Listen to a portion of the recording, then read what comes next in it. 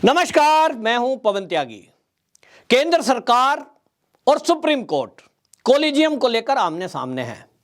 केंद्र सरकार की मंशा बिल्कुल साफ है कि उन्होंने एनजेसी जो बनाया वो चाहती है कि इसमें पारदर्शिता हो, और इस एनजेसी में सबसे पहला जो प्रस्ताव था उस नियम में जो दोनों सदनों से पास हुआ, उसमें यह 1993 के पहले भी लागू था कि उसमें एक सरकार का नुमाइंदा होगा, एक विपक्ष के नेता होंगे और उसके अंदर 2 सुप्रीम कोर्ट के सीनियर मोस्ट जज होंगे और सीजेआई उसमें उसको सबको देखेंगे।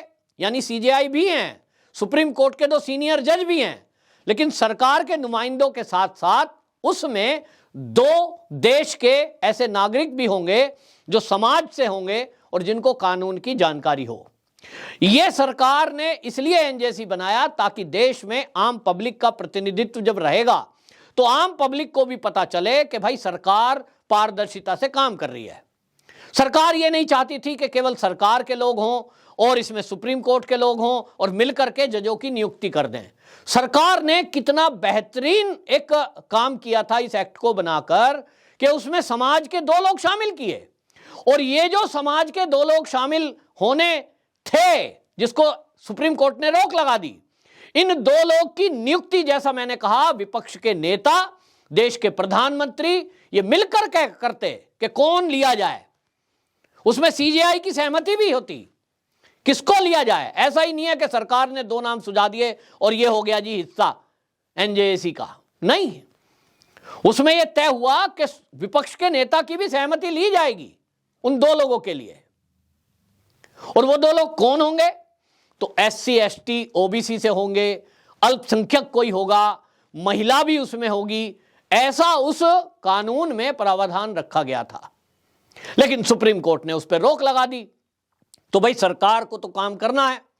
कानून मंत्री किरण रिजिजू जी ने यह साफ कर दिया कि भाई हम रबर स्टैंप की तरह काम नहीं करेंगे। सुप्रीम कोर्ट अगर सरकार के काम में दखल कर रहा है कि हम कानून बना रहे हैं और वो कानून पर रोक लगा दे गए, तो हम केवल स्टैंप की तरह काम करने वाले नहीं हैं, ना हम इस तरह के सिग्नेचर करेंगे।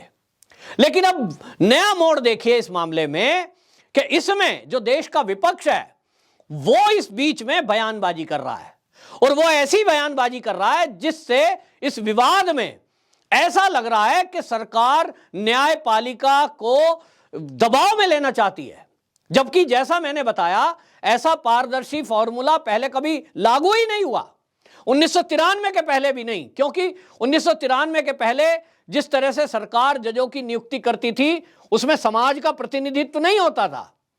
विपक्ष का नेता, कानून मंत्री, प्रधानमंत्री ये मिलकर तय करते थे। मोदी जी ने पहली बार यह विचार किया कि समाज के 2 लोग भी हों, और देखिए आज सरकार है, कल को, आज नहीं 24 में, उसके आगे 29 में कभी किसी और दल की भी सरकार आ सकती है। लेकिन जिस तरह से ममता बनर्जी इस बीच में बोली हैं, ममता बनर्जी ने इस विवाद को और एक नया जन्म दे दिया। उन्होंने कहा कि केंद्र अपना प्रतिनिधि इसमें शामिल करना चाहती है तो राज्यों के प्रतिनिधि भी शामिल हों। अब वो राज्यों के प्रतिनिधियों को भी हाई कोर्ट में इंटरफेयर करना चाहती हैं। अभी तक क्या राज्य के प्रतिनिधि शामिल थे? ममता बनर्जी कह रही हैं वही भाषा जो विपक्ष, पूरा ऐसा लगता है जैसे एक टूल किट तैयार होती है और उस टूल किट पर जितना विपक्ष है उनको वो एक पढ़ने के लिए दिया जाता है लाइन के आपको ऐसा बोलना है, स्क्रिप्ट दे दी जाती है, कुछ अलग अलग करके सारे एक सुर में बोलते हैं। कुछ न्यूज चैनल भी उसी भाषा को बोलते हैं। वो आप देखेंगे तो अब आप देखिए कि इसमें सबसे पहले पी चिदम्बरम बोले। केंद्र ने जब चिट्ठी लिखी कि भाई इसमें अब कोलिजियम की तो बात, चलो हम पूरा कोलिजियम खत्म नहीं कर रहे हैं, आपने एनजेसी पर रोक लगा दी, लेकिन हम कोलिजियम को भी स्वीकार नहीं करेंगे, आपको सरकार का एक नुमाइंदा तो शामिल करना ही होगा। इसके लिए केंद्रीय कानून मंत्री ने सुप्रीम कोर्ट को चिट्ठी लिखी। लेकिन जैसे ही ये चिट्ठी लिखी, दिल्ली के सीएम अरविंद केजरीवाल का ट्वीट आया। उन्होंने कहा यह बहुत खतरनाक हो रहा है, न्यायपालिका को कुचलने की कोशिश हो रही है। कांग्रेस ने तो इसको जहर की पुड़िया बता दिया। कांग्रेस के नेता जयराम रमेश ने उन्होंने बयान दे दिया और उन्होंने कह दिया कि ये जिस तरह का चिट्ठी लिखी गई है ये न्यायपालिका में दखलंदाजी है, ये न्यायपालिका को कुचलना चाहते हैं और सरकार इस पे कब्जा करना चाहती है, ये तो जो है जहर की गोली है। इसके बाद कपिल सिब्बल का बयान आता है। आप पूरी लिस्ट देखेंगे तो एक एक करके वो काम चल रहा है। फिर कपिल सिब्बल बोलते हैं, अब ममता बनर्जी बोलती हैं। अभी आप देखते जाइए, आगे इसमें और नाम जुड़ते जाएंगे। कांग्रेस तो पहले से ही राहुल गांधी हो या बाकी लोग बोलते आए हैं।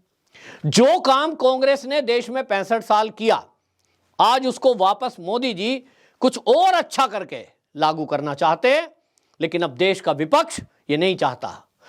मैं एक बात पूछना चाहता हूं इन सारे विपक्षियों से, अभी तक 65 साल कांग्रेस ने और 8 साल मोदी जी को हो गए। अभी तक क्या हुआ है कि 1993 से पहले कांग्रेस की मनमर्जी चली है, जिसको चाहा जैसे चाहा उन्होंने जज बनाए, किसी को नहीं पता कौन सा फॉर्मूला लागू हुआ। 93 के बाद कोलिजियम बन गया, तो जजों ने कौन सा फॉर्मूला लगाया यह भी किसी आदमी को पता नहीं है। बहुत लोगों ने PIL डाली और पूछा कि बताइए मिलोड, बताइए कि आपने फला जज की जो नियुक्ति की, ये कोलिजियम क्या फार्मूला लागू करता है जिन लोगों को चुनते हैं। किसी वकील को उठाकर आपने अगर जज बनाया है तो वकील तो उस कोर्ट में, हाई कोर्ट में बहुत सारे हैं, लेकिन जिसको आपने पिक किया, सेलेक्ट किया, उसमें क्या खूबी थी? क्या यह खूबी कि वो किसी जज का बेटा है, किसी जज का रिश्तेदार है? केवल इस कारण से? क्या यह कारण था कि वो वकील जो आपने सुप्रीम कोर्ट के, हाई कोर्ट के जज के लिए चुना है, वो सबसे ज्यादा योग्य व्यक्ति है उस कोर्ट का, इसलिए चुना है? तो आपको बता दूं कि सुप्रीम कोर्ट ने इसका जवाब देने से मना कर दिया, एप्लीकेशन रिजेक्ट। ये कोलिजियम की बातचीत अंदरूनी है, इसको हम डिस्क्लोज नहीं कर सकते, एप्लीकेशन डिसमिस। ऐसा चलता है क्या प्रजातंत्र में? क्या आप कुछ बताएंगे नहीं? अब मोदी जी आते हैं और मोदी जी ने कितना बेहतरीन काम सोचा कि ये जो सरकार का नुमाइंदा इसमें रहेगा, मान लीजिए कानून मंत्री उस कोलिजियम के NJAC का एक हिस्सा होते हैं, उसमें ऑलरेडी CJI भी रहेंगे, उसमें सुप्रीम कोर्ट के 2 जज भी रहेंगे वरिष्ठ, कानून मंत्री भी रहेंगे, ये सरकार के हो गए, लेकिन इसमें आम आदमी भी रहेंगे। और समाज के आम आदमी जब रहेंगे तो वो समाज में रहेंगे, उनसे कोई भी पूछेगा कि भाई आपने कुछ जजों की नियुक्ति की है, अभी आप उस टीम का हिस्सा हैं, आप NJAC में हैं, पत्रकार भी पूछेंगे। भाई जजों को तो प्रेस कॉन्फ्रेंस करने का अधिकार नहीं है, हालांकि ये भी हो चुका है 14 के बाद। हमने कभी नहीं देखा अपने जीवन में कि सुप्रीम कोर्ट के सीनियर मोस्ट जज कभी कोई मीडिया में बातचीत कर रहे हो प्रेस कॉन्फ्रेंस करके, लेकिन यह भी हुआ इस देश में पहली बार। अब आम आदमी है तो वो आम आदमी से लोग पूछेंगे, मेरे जैसा आदमी कहीं मिल गया उन NJAC के सदस्य को, तो मैं पूछ सकता हूं कि सर आप उस टीम का हिस्सा थे, बताइए आपने फला वकील को जज कैसे बनाया? उनको जवाब देना पड़ेगा, और इसलिए उनको यह ध्यान रखना पड़ेगा कि उनके पास सॉलिड जवाब हो, कोई ना कोई कारण ऐसा हो ताकि जनता देश की संतुष्ट हो सके। जनता के अंदर आक्रोश है कि आप जिस तरह से न्यायपालिका को एक राजनीतिक और भाई भतीजेवाद का अखाड़ा बना रहे हैं, यह देश की आजादी के 75 साल तक चल रहा है, ये आगे नहीं चलेगा।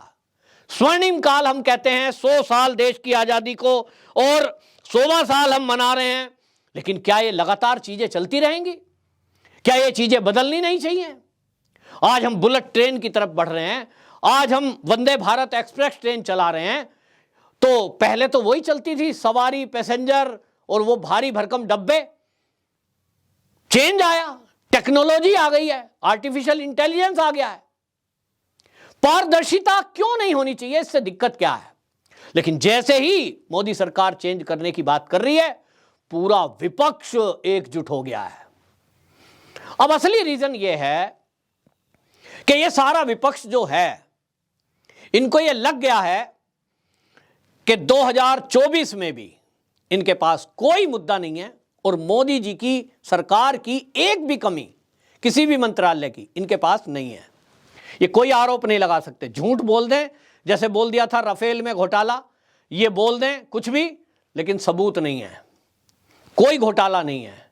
विकास इतना हुआ है, देश की आर्थिक उन्नति हो रही है, देश के दुश्मनों के हाथ में कटोरा आ रहा है, तो इनको लगता है कि इस जो ये चल रहा है इसमें 24 में भी मोदी जी ही आने हैं, 29 में भी मोदी ही आएंगे, और हो सकता है तब योगी आ जाएं।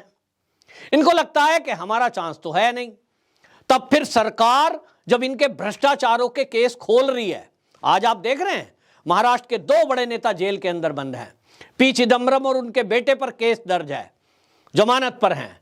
राहुल गांधी और सोनिया गांधी पर केस दर्ज है, जमानत पर हैं। इसी तरह कई बड़े लीडर जिनके ऊपर केस चल रहा है, कईयों की भ्रष्टाचार की जांच चल रही है, लालू प्रसाद एंड उनकी फैमिली पर जांच चल रही है, अभी अखिलेश यादव के ऊपर भी एक केस है। इन सबको लगता है कि ये अगर मोदी जी 2024 में भी फिर से आ गए, जो कि दिख रहा है कि आएंगे ही, तो भाई ये सारे तो जेल में जाएंगे और संपत्ति सबकी जब्त होंगी, कंगाल हो जाएंगे। तो इनको लगता है कि हमें एक ही सहारा दे सकता है और वो है इस देश की न्यायपालिका। तो इनको लगता है कि पूरी ताकत से इस न्यायपालिका में जो मोदी सरकार करना चाहते हैं सुधार, वो ना होने दिया जाए। और अगर ये नहीं होने दिया जाएगा और न्यायालय में भाई भतीजावाद जारी रहेगा, तब तो भाई भतीजे ही जज होंगे, तब फिर इनकी रक्षा हो पाएगी। क्योंकि बहुत सारे दिनों में सिस्टम के अंदर ऐसे लोग बैठ गए हैं जिनके कहीं ना कहीं रेफरेंसेस हैं, कहीं ना कहीं निकटता है, और इसलिए उन्हीं के भरोसे ये कॉन्फिडेंट रहते हैं कि मोदी कुछ भी कर लें, हम सुप्रीम कोर्ट जाएंगे, इनके बनाए हुए कानून पर रोक लगवा देंगे। कृषि कानून पर हमने देखा, सीएए पर हमने देखा, यहां तक कि नोटबंदी, जिसको 1 मिनट में सुप्रीम कोर्ट ये कह सकता था कि ये सरकार का अंदरूनी मामला है, इस पर हम कोई सुनवाई नहीं करेंगे, उसको भी सुनवाई किया, उस पर भी टिप्पणी आई। मतलब इनको लगता है कि हम न्यायालय के जरिए एक नैरेटिव सेट करने का काम जब चाहे कर देंगे, मोदी के हर अच्छे और बुरे फैसले पर सवाल उठा देंगे। बुरे पे उठाइए तो समझ में आता है, लेकिन देश हित के हर मुद्दे पर सवाल उठा देंगे, यहां तक कि सेना को भी नहीं बख्शा, सेना पर सवाल उठा देंगे। सीडीएस की नियुक्ति क्यों की, और जो सीबीआई का चीफ है इसकी नियुक्ति क्यों की, ईडी का चीफ है इसकी नियुक्ति कैसे की, सर्जिकल स्ट्राइक है उस पर सवाल उठा देंगे। कश्मीर में अगर सेना कुछ करती है तो ये ऑपरेशन क्यों कर रहे हैं। ये इस तरह का पूरा इन्होंने तय कर लिया कि कोर्ट के जरिए, न्यायपालिका के जरिए ये मोदी के हर काम को रोकने का काम करेंगे। अब देश की जनता ये देख रही है कि इस विपक्ष की मंशा क्या है।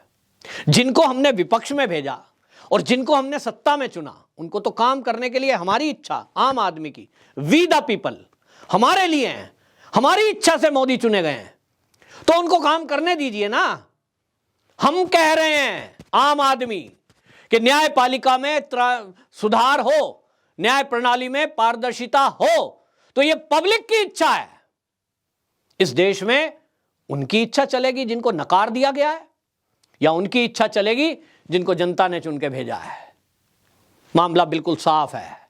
लेकिन ममता बनर्जी हो, केजरीवाल हो, पी चिदम्बरम हो, कपिल सिब्बल हो, या कांग्रेस की पूरी जमात हो, ये जिस तरह का रुख अख्तियार किए हुए हैं, देश को समझने की आवश्यकता है कि असली माजरा क्या है और इनकी मंशा क्या है।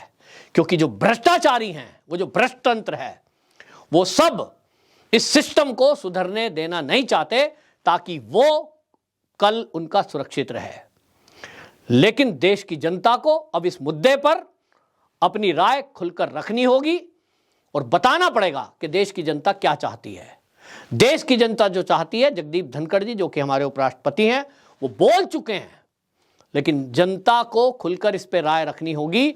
सरकार जब एक कदम अच्छा उठा रही है, तो ये भी मैं सबसे कहता हूं कि आप जितने दर्शक हैं, अगर सरकार का ये काम आपको खराब लग रहा है तो फिर कमेंट बॉक्स में लिखें साहब ठीक नहीं है, और यदि ठीक है तो उस ठीक को भी लिखें, क्योंकि सच का साथ देना, ठीक का साथ देना वो जरूरी है, और सच का साथ ना देना यह भी कहीं ना कहीं झूठ को बढ़ावा देने के बराबर है।